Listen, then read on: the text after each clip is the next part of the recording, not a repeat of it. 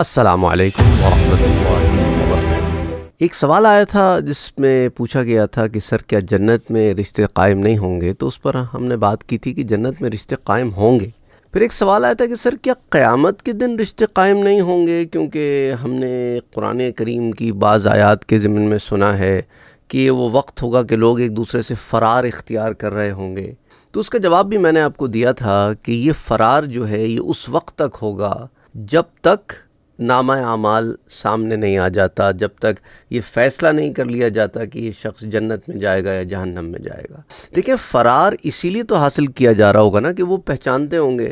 اگر وہ پہچانتے ہی نہیں ہوں گے تو فرار کیوں کر رہے ہیں؟ کبھی آپ نے اجنبیوں سے فرار کیا ہے؟ نہیں کیا نا۔ آپ اگر کسی کا آپ نے کچھ لینا دینا ہو اور آپ ابھی اس سے ملنا نہیں چاہتے تو آپ وہاں سے راہ فرار اختیار کریں گے۔ تو قیامت میں یہ معاملہ جو ہے یہ اعمال نامے کی جانچ پڑتال اور فیصلے سے پہلے کی بات ہے۔ مثال کے طور پہ سورہ المومنون میں بھی اللہ سبحانہ وتعالی ارشاد فرماتا ہے کہ پھر جب سور پھونک دیا جائے گا تو اس دن ان کے درمیان رشتے قائم نہیں رہیں گے اور نہ وہ ایک دوسرے سے سوال کریں گے۔ جن کی نیکیوں کے میزان بھاری ہوں گے وہی کامیاب ہوں گے، اور جن کے ہلکے پھلکے ہوں گے تو یہی وہ لوگ ہیں جنہوں نے اپنے آپ کو نقصان میں ڈالا، وہ ہمیشہ جہنم میں رہیں گے اور آگ ان کے چہروں کو جھلستی رہے گی، وہ اس میں بری حالت میں ہوں گے۔ اور پھر کیا تمہارے سامنے میری آیتوں کی تلاوت نہیں کی جاتی تھی؟ پھر تم ان کی تکذیب کرتے تھے۔ تو یہاں پر ایک سٹیٹمنٹ، جب سور پھونکا جائے گا تو اس دن ان کے درمیان رشتے قائم نہیں رہیں گے اور نہ ایک دوسرے سے سوال کر سکیں گے۔ تو اس ضمن میں جو مفسرین کرام ہیں وہ لکھتے ہیں کہ دیکھو، جو سور پھونکنے کا یہاں ذکر ہے نا، اس سے مراد پہلے تو یہ سمجھ لو دوسری بار کے سور پھونکنا ہے۔ اور حضرت عبداللہ ابن عباس نے فرمایا کہ جس طرح لوگ دنیا میں اپنے اپنے نسب پر فخر کرتے ہیں، آخرت میں کوئی اس طرح اپنے نسب پر فخر نہیں کرے گا۔ اور جس طرح دنیا میں ایک دوسرے سے سوال کرتے ہیں کہ تم کس قبیلے سے ہو، تمہارا کیا نسب ہے، آخرت میں کوئی کسی سے سوال نہیں کرے گا۔ اور اس دن کے شدید خوف اور دہشت کی وجہ سے کوئی آدمی دوسرے سے متعارف نہیں ہوگا اور تعارف نہیں کیا جائے گا، کیونکہ وہ ایک الگ ماحول ہوگا۔ اور حضرت عبداللہ ابن عباس نے فرمایا کہ دیکھو، جب پہلا سور پھونکا جائے گا نا تو آسمانوں اور زمین کی ساری مخلوق ہلاک ہو جائے گی، سوائے ان کے جن کو اللہ چاہے گا، یعنی کہ ہر شے ختم نہیں ہوگی، کیونکہ یہ بھی قرآن میں مختلف جگہوں پر موجود ہے۔ اور اس دن ان کے درمیان کوئی نسب نہیں ہوگا اور نہ ایک دوسرے سے وہ سوال کریں گے۔ پھر جب دوسری بار جب سور پھونکا جائے گا تو وہ سب کھڑے ہو کر دیکھ رہے ہوں گے۔ تو ایک شخص نے حضرت عبداللہ ابن عباس سے اس آیہ مبارکہ کے بارے میں جو سورۃ صافات میں آتی ہے سوال کیا، پھر وہ ایک دوسرے کی طرف رخ کر کے سوال کریں گے۔ فَأَقْبَلَ بَعْضُهُمْ عَلَى بَعْضٍ يَتَسَاءَلُونَ۔ تو حضرت عبداللہ ابن عباس نے فرمایا پہلے سور کے وقت کوئی کسی سے سوال نہیں کرے گا، کیونکہ اس وقت روئے زمین پر کوئی زندہ ہی نہیں ہوگا اور نہ ان کے درمیان کوئی رشتہ ہوگا، نہ وہ سوال کریں گے۔ اور یہ آیت پھر وہ ایک دوسرے کی طرف رخ کر کے سوال کریں گے اہل جنت کے متعلق ہے، کیونکہ جب وہ جنت میں داخل ہو جائیں گے تو وہ ایک دوسرے سے سوال کریں گے۔ تو میدان حشر کی کیفیت الگ ہے، جنت کی کیفیت الگ ہے۔ تو جامع البیان حدیث 19,423 سے 19,425 تک یہ تفصیلات آتی ہیں۔ اچھا، حضرت عبداللہ ابن مسعود رضی اللہ تعالیٰ عنہ سے جب اس کے متعلق پوچھا گیا تو آپ نے فرمایا کہ اس سے مراد دوسرا سور ہے۔ اور حضرت عبداللہ ابن مسعود نے فرمایا کہ قیامت کے دن کسی بندے یا بندی کا ہاتھ پکڑ کر اس کو تمام اولین اور آخرین کے سامنے کھڑا کر دیا جائے گا۔ پھر ایک منادی منع کرے گا، یہ فلاں ابن فلاں ہے، جس شخص نے اس سے اپنا کوئی حق لینا ہو وہ اس سے اپنا حق وصول کر لے۔ پھر کوئی عورت اپنے باپ سے کوئی حق لینے آئے گی، یا اپنے شوہر سے اپنا حق لینے آئے گی، یا اپنے بھائی سے یا اپنے بیٹے سے۔ تو سوچو کیا معاملہ ہوگا نا۔ وہ لوگ جو دوسروں کی حق تلفیاں کرتے ہیں اس دن سے ڈریں جب پکڑ کے کھڑے کر دیے جائیں گے اور ان سے لوگ آ کے سوال کریں گے، اسپیشلی خواتین کا حق نہ دینے والے، کہ کہیں سے بہن آ رہی ہے، کہیں سے بیٹی آ رہی ہے، کہیں سے پوتی آ رہی ہے، کہیں سے نواسی آ رہی ہے، کہیں سے بیوی آ رہی ہے، کہیں سے ماں آ رہی ہے، کہیں سے خالہ آ رہی ہے، کہیں سے پھپھی آ رہی ہے، کہیں سے دادی آ رہی ہے۔ سوچو یہ تم سے اس دن اپنا حق مانگتے پھریں تو پھر کیا کرو گے؟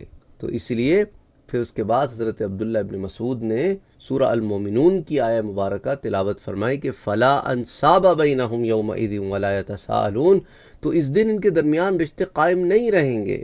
یعنی اب معاملہ ایسے ہو گیا ہے کہ بس ہر شخص کو اپنے نفس کی فکر ہے اور وہ ایک دوسرے سے سوال بھی نہیں کر سکیں گے۔ پھر اس سے اللہ تعالیٰ سبحانہ و تعالیٰ جو ہے اس سے فرمائے گا کہ ان لوگوں کے حق ادا کرو۔ وہ شخص کہے گا کہ اے میرے رب، دنیا تو ختم ہو گئی، اب میں ان کو حق کہاں سے لا کے دوں؟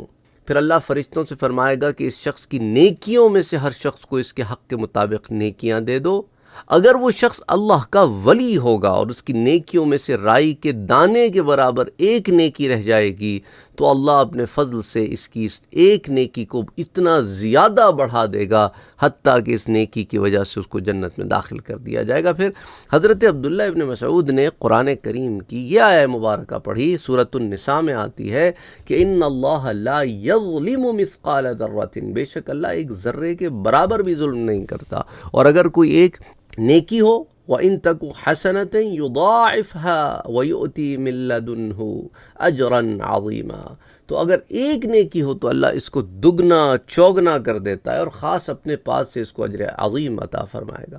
اگر وہ شخص گناہ گار ہو، شقی ہو، تو فرشتے کہیں گے کہ اے رب اس کی نیکیاں تو ختم ہو گئی اور حقوق کے طلب کرنے والے ابھی باقی ہیں، تو اللہ فرمائے گا کہ دیکھو حقداروں کے گناہ لے کر اس کے گناہوں میں ڈال دو اور اس کو جہنم کی طرف دھکے دے دو۔ تو جامع البیان حدیث نمبر 19426 اور 19427۔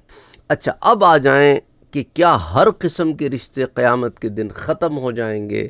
تو قیامت کے دن نبی صلی اللہ علیہ وآلہ وسلم کے نسب نکاح اور سسرال کے رشتوں کے سوا تمام رشتوں کا منقطع ہو جانا۔ اس ضمن میں حضرت ابن مخرمہ رضی اللہ تعالیٰ عنہ بیان کرتے ہیں کہ حضور صلی اللہ علیہ وآلہ وسلم نے فرمایا کہ فاطمہ میرے گوشت کا ٹکڑا ہے، جو چیز اسے غصے میں لائے وہ مجھے غصے میں لاتی ہے، اور جس چیز سے وہ خوش ہو اس سے میں خوش ہوتا ہوں، اور قیامت کے دن تمام رشتے منقطع ہو جائیں گے سوائے میرے نسب کے اور میرے نکاح کے اور میرے سسرال کے۔ مسند امام احمد کی یہ روایت ہے، حدیث 19114، مستدرک امام حاکم میں بھی آتی ہے، اور یہ حدیث درجہ صحیح کی حدیث ہے، اور امام ذہبی نے بھی اس کی موافقت کی، اور سنن الکبریٰ میں امام بیہقی نے بھی اسے روایت کیا ہے۔ اور حضرت ابن مخرمہ بیان کرتے ہیں کہ حضور صلی اللہ علیہ وآلہ وسلم نے فرمایا، جو صحیح البخاری کی روایت حدیث 3714 ہے، کہ فاطمہ میرے گوشت کا ٹکڑا ہے، جس نے اس کو ناراض کیا اس نے مجھے ناراض کیا۔ سنن ابی داؤد کی روایت حدیث 2071، اور سنن ترمذی کی روایت حدیث 3867۔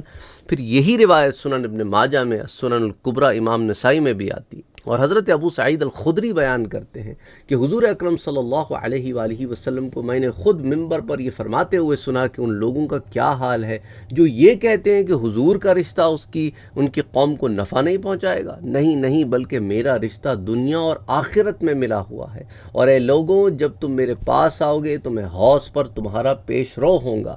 ایک شخص کہے گا میں فلاں ہوں، اور دوسرا کہے گا میں فلاں ابن فلاں ہوں، اور اس کا بھائی کہے گا میں فلاں ابن فلاں ہوں۔ پھر ان سے فرمائیں گے کہ بھئی تمہارے نسب کو میں پہچانتا ہوں، لیکن تم نے میرے بعد دین میں نئی باتیں نکال لیں اور تم میرے بعد مرتد ہو گئے۔ امام احمد نے اسے روایت کیا ہے، اور حافظ زین نے اس حدیث کی سند کو درجہ حسن کی کہا ہے۔ پھر مسند امام احمد کے علاوہ اسے امام حاکم المستدرک میں، المعجم الکبیر میں بھی یہ روایت آتی ہے، اور اس کے رجال سارے صحیح ہیں۔ اور زید بن اسلم اپنے والد سے روایت کرتے ہیں کہ حضرت عمر بن الخطاب نے مولا علی کرم اللہ وجہہ کو بلایا اور ان سے چپکے کوئی بات کی۔ پھر حضرت علی رضی اللہ تعالی عنہ آ کر صفا کے چبوترے پر کھڑے ہو گئے کہ وہاں حضرت عباس، حضرت عقیل اور حضرت حسین ملے۔ حضرت علی نے ان سے ام کلثوم کا نکاح حضرت عمر سے کرنے کے متعلق مشورہ کیا۔ عقیل حضرت علی کے بڑے بھائی ہیں، وہ غضبناک ہوئے اور کہا کہ علی، جوں تمہاری عمر بڑھ رہی ہے تم تو بہت غیر دانش مند ہو گئے ہو، اللہ کی قسم اگر تم نے یہ نکاح کیا تو ایسی معاملات پیش آ جائیں گے۔ پھر حضرت علی نے حضرت عباس سے کہا، اللہ کی قسم اس کا یہ مشورہ خیر خواہی کی وجہ سے نہیں ہے، حضرت عمر کے درے سے گھبرا کر یہ ایسی باتیں کرتا ہے۔ اور مجھے حضرت عمر نے یہ بتایا کہ انہوں نے حضور صلی اللہ علیہ وآلہ وسلم کو یہ فرماتے ہوئے سنا کہ قیامت کے دن ہر سبب نکاح کا رشتہ اور نسب کا رشتہ منقطع ہو جائے گا سوائے میرے سبب اور میرے نسب کے۔ پھر حضرت عمر ہنسے اور فرمایا، عقیل پر افسوس ہے، وہ احمق ہے، وہ سمجھتا نہیں باتوں کو۔ کہ میں تو حضور صلی اللہ علیہ وآلہ وسلم کے خانوادے سے رشتہ جوڑ رہا ہوں، حضور کی تکریم کر رہا ہوں، اور انہیں بات نہیں آتی سمجھ میں۔ بہرحال یہ اس کو کوئی اور رنگ دینا چاہتے ہیں۔ بہرحال المعجم الکبیر کی حدیث 2633 المستدرک میں بھی آتی ہے، یعنی کہ صحابہ کو بھی یہ بات بڑی اچھے طریقے سے عیاں تھی، معلوم تھی کہ حضور کا نسب کا جو رشتہ ہے اور حضور کے سبب کا جو رشتہ ہے، یعنی سسرالی رشتہ، یہ وہ رشتے ہیں جو قیامت میں بھی منقطع نہیں ہوں گے۔ اور حضرت عبداللہ ابن عمر بیان کرتے ہیں کہ میں نے حضرت عمر سے سنا کہ میں نے حضور صلی اللہ علیہ وسلم کو فرماتے ہوئے سنا کہ قیامت کے دن ہر سبب اور نسب، یعنی نکاح کا رشتہ اور نسب کا رشتہ منقطع ہو جائے گا سوائے میرے نسب اور نسب اور میرے سبب کے۔ یہ المعجم الکبیر میں یہ روایت آتی ہے۔ اور حضرت جابر بیان کرتے ہیں کہ حضرت عمر سے سنا ہے، وہ کہتے تھے کہ میں نے حضور صلی اللہ علیہ وسلم سے سنا ہے کہ آپ فرماتے تھے کہ قیامت کے دن ہر نکاح کا رشتہ، ہر نسب کا رشتہ منقطع ہو جائے گا سوائے میرے نکاح اور میرے نسب کے رشتے کی۔ یہ بھی المعجم الکبیر میں آتی ہے، اور حافظ حیثمی نے کہا کہ اس حدیث کو امام طبرانی نے الاوسط اور الکبیر میں روایت کیا، اور اس کے تمام راوی صحیح ہیں۔ اور جس راوی الحسن بن سہل کے اوپر کلام ہے تو وہ بھی ثقہ ہے۔ مجمع الزوائد اور المستدرک و سنن بہقی کئی کتابوں میں یہ روایت آتی ہے۔ تو اس پر جو ہے معاملہ آپ کے سامنے میں سمجھتا ہوں کہ کافی واضح ہو گیا ہوگا کہ وہ جو ایک دورانیہ ہے جس کے اندر یہ معاملہ ہوگا، اور اس کے بعد دیکھیں نا قرآن ہی کہتا ہے جب آدمی سرخرو ہو جائے گا تو وہ اپنے اہل کی طرف لوٹ کر آئے گا، تو اہل کو پہچانتا ہوگا تو لوٹ کر آئے گا نا۔ اگر مستقل طور پہ سارے رشتے ختم ہو گئے تو پھر لوٹ کے کس کی طرف آ رہا ہے؟ اور پھر جنت میں داخل ہونے کے بعد اپنے اہل کو کیوں ڈھونڈ رہا ہے، اپنے ماں باپ کو کیوں ڈھونڈ رہا ہے، اپنے بیوی بچوں کو کیوں ڈھونڈ رہا ہے؟ تو وہ ساری باتوں کو آپ کو پوری پکچر میں دیکھنا ہوتا ہے۔ وما علینا الا البلاغ، اللہم صلی علی محمد وعلی آل محمد۔